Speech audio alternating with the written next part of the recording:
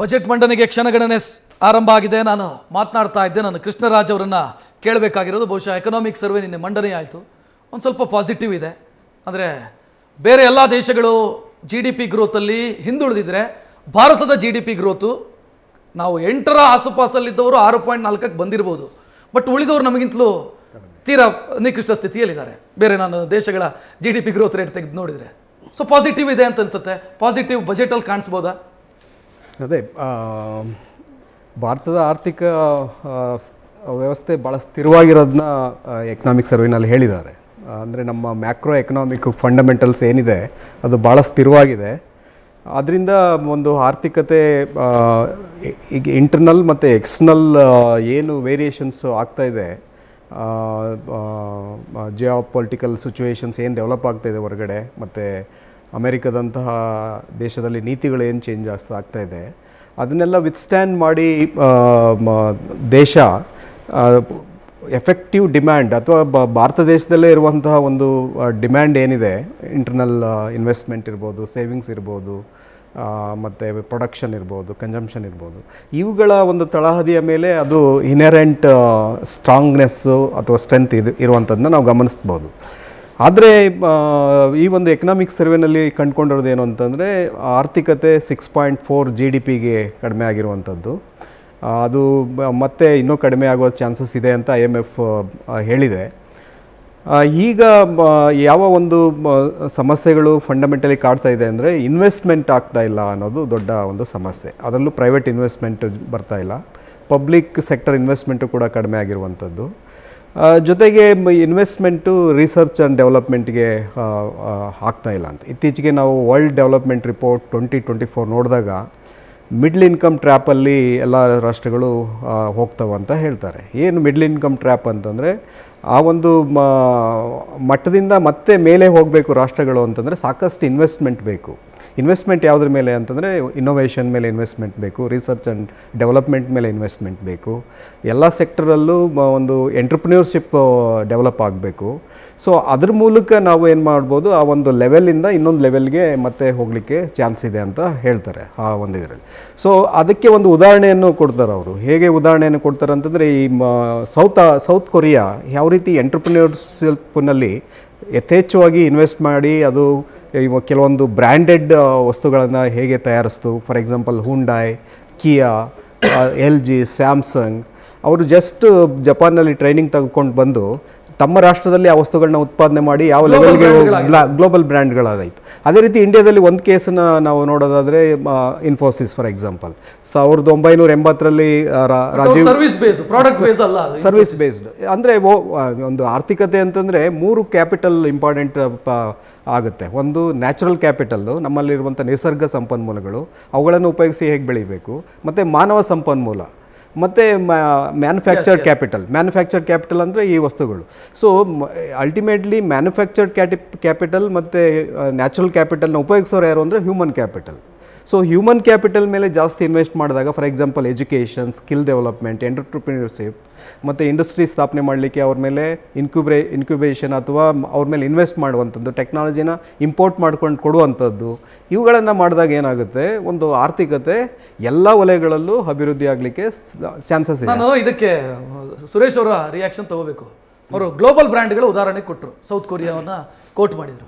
ಯಾಕೆ ಭಾರತದಲ್ಲಿ ಯಾಕೆ ಆಗ್ತಿಲ್ಲ ಅದು ಅಂದರೆ, ನಮ್ಮಲ್ಲಿ ಸರ್ವಿಸ್ ಬೇಸ್ಡ್ ಕಂಪನಿಗಳಿದ್ದಾವೆ, ಇನ್ಫೋಸಿಸ್ ಇರ್ಬೋದು, ವಿಪ್ರೋ ಇರ್ಬೋದು, TCS ಇರ್ಬೋದು. ಬಟ್ ನಮ್ಮಲ್ಲಿ ಪ್ರಾಡಕ್ಟ್ ಬೇಸ್ ಬೆಳೀತಾ ಇಲ್ಲ. ಯಾಕೆ, ಏನು ಸಮಸ್ಯೆ ಅದು ಸರ್? 2-3 ಅದನ್ನು ನಾವು ಅಷ್ಟೊಂದು ನಿರಾಶಾದಾಯಕವಾಗಿರಬೇಕಾಗಿಲ್ಲ. ಇವತ್ತಿನ ದಿನ ನಿಮ್ಮ ಬಜಾಜ್ ಆಗಲಿ, ಹೀರೋ ಹೊಂಡಾ ಆಗಲಿ, they have gone out, right? So ನೀವು ಆಫ್ರಿಕಾಗೆ ಹೋದರೆ ಅಥವಾ ನೀವು ಇವನ್ ಮಲೇಷ್ಯಾಗೆ ಹೋದರೂ ನೀವು ಎಷ್ಟೊಂದು ಇಂಡಿಯನ್ ಕಾರ್ಗಳನ್ನೆಲ್ಲ ನೋಡ್ತೀರಾ. ಅಷ್ಟೊಂದು ನಿರಾಶಾದಾಯಕವಾಗಿಲ್ಲ.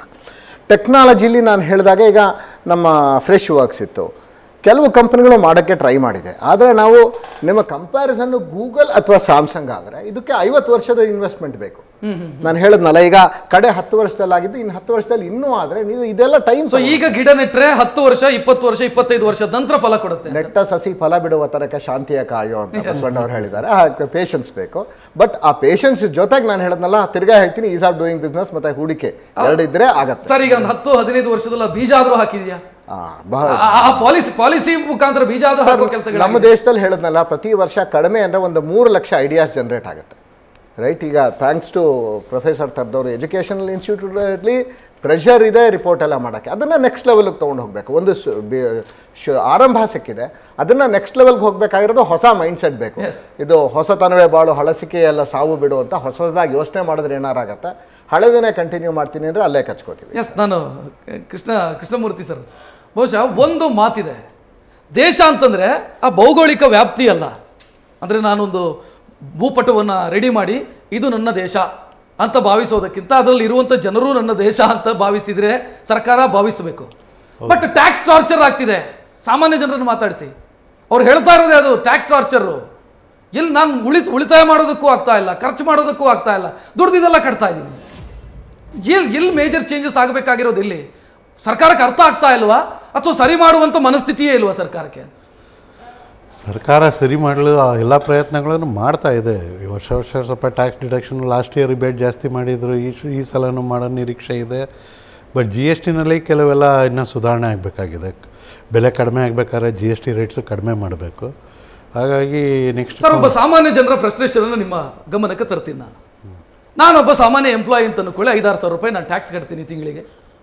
5-6 ಸಾವಿರ ರೂಪಾಯಿ ಟ್ಯಾಕ್ಸ್ ಕಟ್ಟಿದಂಥ ನನಗೆ ದೇಶ ಏನು ಕೊಡ್ತಿದೆ ಅಂತ ಕೇಳಿದರೆ ಉತ್ತರ ಕೊಡೋ ಸಂದರ್ಭದಲ್ಲಿ ನನಗೇನು ಸಿಗ್ತಿಲ್ಲ ಅಂತಲೇ ಜನ ಹೇಳ್ತಾ ಇರೋದು. ಎಲ್ಲಿವರೆಗೆ ಅಂತಂದರೆ, ನಾನು ಟ್ಯಾಕ್ಸ್ ಕಟ್ತೀನಿ, ಫ್ರೀ ನನಗೆ ಮೆಡಿಕಲ್ ಫೆಸಿಲಿಟಿ ಇದೆಯಾ?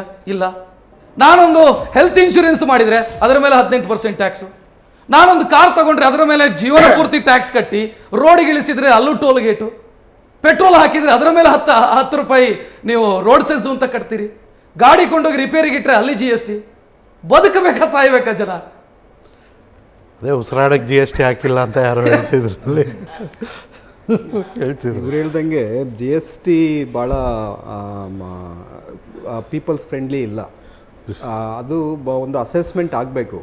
ಈಗ ನಾವು ಸಂಪಾದನೆ ಮಾಡೋದೆಲ್ಲ ಇನ್ಕಮ್ ಟ್ಯಾಕ್ಸು ಮತ್ತು ಇಂಡೈರೆಕ್ಟ್ ಟ್ಯಾಕ್ಸ್ಗೆ ಹೋಗ್ಬಿಟ್ರೆ ಕನ್ಸಂಪ್ಷನ್ಗೆ ತೊಂದರೆ ಆಗುತ್ತೆ. ಅದು ಎಫೆಕ್ಟಿವ್ ಡಿಮ್ಯಾಂಡ್ ಅಂತ ಏನು ಹೇಳ್ತೀವಿ. ಈಗ ಭಾರತದಲ್ಲಿ ತೊಂದರೆ ಆಗಿರುವಂಥದ್ದು ಏನು ಅಂತಂದರೆ, ಒಂದು ಕಡೆ ನೀವು ಇನ್ವೆಸ್ಟ್ ಮಾಡಿ ಸ್ಟಾಕ್ ಮಾರ್ಕೆಟ್ ಕಡೆ ಅಂತ ಹೇಳ್ತಾ ಇದ್ದೀರಾ, ಒಂದು ಕಡೆ ಇನ್ವೆಸ್ಟ್ಮೆಂಟ್ ಆಗ್ತಾ ಇದೆ, ಈ ಕಡೆ ಜನರಿಗೆ ಹಣ ಉಳಿತಾಯ ಮಾಡಿದ್ರು. ನೀವು ಶಾರ್ಟ್ ಟರ್ಮ್ ಕ್ಯಾಪಿಟಲ್ ಗೇನ್ ಮೇಲಿನ ಟ್ಯಾಕ್ಸು ಲಾಸ್ಟ್ ಟೈಮ್ ಜಾಸ್ತಿ ಮಾಡಿದ್ದಾರೆ.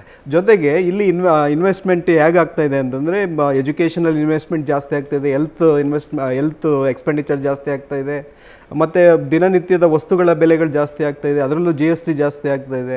ಹೀಗಿದ್ದಾಗ ಒಂದು ಆರ್ಥಿಕ ವ್ಯವಸ್ಥೆಯಲ್ಲಿ ಹೇಗಿದೆ ಅಂದರೆ ಸಫೋಕೇಶನ್ ಆಗ್ತಾ ಇದೆ. ಈಗ not only general public but ಇಂಡಸ್ಟ್ರೀಸ್ಗೂ ಸಫೋಕೇಶನ್ ಆಗ್ತಾ ಇದೆ. ಇಂಡಸ್ಟ್ರಿ ಬಗ್ಗೆ ಕೇಳಿದೆ ಸರಿ. ಟ್ಯಾಕ್ಸ್ ಟಾರ್ಚರ್, ಟ್ಯಾಕ್ಸ್ ಟೆರರಿಸಮ್ ಅನ್ನೋ ಶಬ್ದವನ್ನು ಬಳಸ್ತಾರೆ, ಬೇಡ ಟ್ಯಾಕ್ಸ್ ಟಾರ್ಚರ್ ಅಂತ ಅನ್ಕೊಳ್ಳಿ. ಸರ್, ಇದು ನಿಮಗೆ ಫಸ್ಟೇ ನಾನು ಓಪನಿಂಗ್ ರಿಮಾರ್ಕ್ಸಲ್ಲಿ ಹೇಳಿದೆ, ಹೇಗಾಗಿದೆ ಅಂದರೆ ಬ್ಯೂರೋಕ್ರಸಿ ಇದಕ್ಕೆ ಕಾರಣ. ವಿಲ್ ನಾಟ್ ಟೆಲ್ ಪೊಲಿಟಿಕಲ್ಲಿ ಸುಧಾರಣೆ ಮಾಡಬೇಕು ಅಂತ ಮಾಡ್ತಾರೆ. ಈ ಸಣ್ಣ ಎಕ್ಸಾಂಪಲ್, ಮೊನ್ನೆ ಪಾಪ್ಕಾರ್ನ್ ಟ್ಯಾಕ್ಸು ದೊಡ್ಡ ಇಶ್ಯೂ ಆಗ್ಬಿಡ್ತು. Is not done by any politician. ಅವ್ರು ಯಾರಿಗೂ ಗಂಧನೂ ಗೊತ್ತಿರಲ್ಲ. ಇದು ಇಂಟ್ರೊಡ್ಯೂಸ್ ಮಾಡೋದು ಯಾವುದೋ ಒಬ್ಬ ಬ್ಯೂರೋಕ್ರಸಿ. ನಮ್ಮ ಪೊಲಿಟಿಷಿಯನ್ಗೆ ತಲೆ ಇರಬೇಕು, ಇದೆಲ್ಲ ಏನು, ಇದರಿಂದ ಎಷ್ಟು ಕೋಟಿ ಬರ್ಬೋದು? ನಮಗೆ ವರ್ಷಕ್ಕೆ 20 ಲಕ್ಷ 21 ಲಕ್ಷ ಕೋಟಿ GST ಬರಬೇಕಾದ್ರೆ ಬೇರೆ ತೆರಿಗೆ, ಇದು ಬರೋದು 100 ಕೋಟಿ 150 ಕೋಟಿ ಏನು ಲೆಕ್ಕ? ಬಟ್ ಅವರು ಹೇಳೋ ಚಿಂತನೆ ಏನೋ ಹೆಲ್ತ್ ಇಶ್ಯೂ ಹೇಳ್ತಾರೆ. 100 ಕೋಟಿ ಹೆಲ್ತ್ ಇಶ್ಯೂ, ನಮ್ಮ 144 ಕೋಟಿ ಜನ ಹೆಲ್ತ್ ಇಶ್ಯೂ ಅಂತಂದ್ರೆ ಸಿಗರೇಟ್ ಮೇಲೆ ಟ್ಯಾಕ್ಸ್ ಹಾಕಿದ್ದಾರೆ, ಜನ ಸಿಗರೇಟ್ ಸೇದೋದು ಬಿಟ್ಟಿದ್ದಾರೆ, ಎಣ್ಣೆ ಮೇಲೆ ಟ್ಯಾಕ್ಸ್ ಹಾಕಿದ್ದಾರೆ, ಜನ ಎಣ್ಣೆ ಕುಡಿಯೋದು ಬಿಟ್ಟಿದ್ದಾರೆ. ಇಲ್ಲ, ನಾನು ಹೇಳೋ ಟ್ಯಾಕ್ಸ್ ಟೆರರಿಸಮ್ ಎಲ್ಲಿದೆ ಅಂದರೆ, ಈ ಟ್ಯಾಕ್ಸ್ ಲಾಸ್ ಇದೆ, ಟ್ಯಾಕ್ಸ್ ಲಾಸ್ ಇದೆಯಲ್ಲ. ಈಗ ನಿಮಗೆ ಒಂದು ಸಣ್ಣ ಉದಾಹರಣೆ ಹೇಳ್ಬಿಡ್ತೀನಿ. ಇದು ವಿತ್ 1% ಇಲ್ಲ, ಈಗ 2% TDS ಇದೆ. ನೀವು ಸಪೋಸ್ TDS ಮಾಡಿಲ್ಲ, TDSಲ್ಲಿ ನಾನು ನಿಮ್ಮ ಹತ್ರ ದುಡ್ಡು ಕೊಡಬೇಕಾದ್ರೆ ನಿಮ್ಮಲ್ಲಿ 2% TDS ಸರ್ವಿಸ್ ಟ್ಯಾಕ್ಸಲ್ಲಿ TDS ಲೆಸ್ ಮಾಡಿ ಇವ್ರಿಗೆ ಕೊಡಬೇಕು ಗೌರ್ಮೆಂಟಿಗೆ. ನಾನು ಕಟ್ಟಲ್ಲ, ಏನೋ ಕಾರಣಕ್ಕೆ ಕಟ್ಟಲ್ಲ ಅಂದರೆ ನಿಮ್ಮ ಹತ್ರ ಡಿಡಕ್ಟು ಮಾಡಿಲ್ಲ, ನಾನು ಕಟ್ಟಿಲ್ಲ. ಅವಾಗ TDS ಏನಾಗುತ್ತೆ, ನಿಮ್ಗೆ ಕೊಟ್ಟಿರೋ ದುಡ್ಡು ಅಷ್ಟನ್ನೇ they treat as income treat ಮಾಡಿಬಿಟ್ಟು ಅದಕ್ಕೆ 30% ಟ್ಯಾಕ್ಸ್ ಹಾಕಿ, ಪೆನಾಲ್ಟಿ ಹಾಕಿ. So they make sure that 100%, suppose ನಾವು ಒಂದು 10 ಕೋಟಿ ನಂದು ಎಕ್ಸ್ಪೆಂಡಿಚರ್ ಇದೆ, ದೇ ಮೇಕ್ ಶ್ಯೂರ್ ದಟ್ 10 ಕೋಟಿ ನಂಗೆ ಟ್ಯಾಕ್ಸ್ ಬಂದುಬಿಡಬೇಕು ಅಂತ. This is called tax terrorism. ಈಗ ನಮ್ಮ ನರಸಿಂಹ ಸರ್ ಹೇಳಿದ್ದು 10 ನೋಟಿಸ್ ಇರುತ್ತೆ ಅಂತ, ಇಂಥವೇ ನೋಟಿಸು. ಅಲ್ಲಿ ಈಸ್ ಆಫ್ ಡೂಯಿಂಗ್ ಬಿಸ್ನೆಸ್ ಇಷ್ಟೇ. ನಾನು ಹೇಳೋದು ನಮ್ಮ ಅನಿಸಿಕೆ, ನಮ್ಮ ಡಿಸ್ಕಷನಲ್ಲಿ, ಹೌದಪ್ಪ ನಾನು ಏನೋ ಒಂದು TDS ಮಾಡಬೇಕಾಗಿತ್ತು, ಏನೋ ಕಾರಣಕ್ಕೆ ತಪ್ಪಾಗಿದೆ, ಮಾಡಿಲ್ಲ. So you make sure that you pay some penalty, ಒಂದು 50,000 ಪೆನಾಲ್ಟಿ ಹಾಕು, ಇವು ರೆಕ್ಟಿಫೈ ಮಾಡಲ್ಲ. ದೇ ಮೇಕ್ ಶ್ಯೂರ್ ಬ್ಯೂರೋಕ್ರಸಿ ನಿನ್ನ ಕಂಪ್ನಿ ಕ್ಲೋಸ್ ಮಾಡಬೇಕು. ಸೊ ನಿನ್ನನ್ನು ಫ್ರಾಡ್ ತರ ಟ್ರೀಟ್ ಮಾಡ್ತಾರೆ, ಉದ್ಯಮಿ ತರ ಟ್ರೀಟ್ ಮಾಡಲ್ಲ. ಅದೇ ಮುಖ್ಯವಾಗಿ ಈ ಸರ್ಕಾರಿ ಅಧಿಕಾರಿಗಳು ನಿರ್ಧಾರ ತಗೊಳ್ಳಲ್ಲ. ನ್ಯೂಸ್ ಫಸ್ಟ್ ನಿರ್ಭೀತಿಯಿಂದ ನಿಮ್ಮ ಪರವಾಗಿ.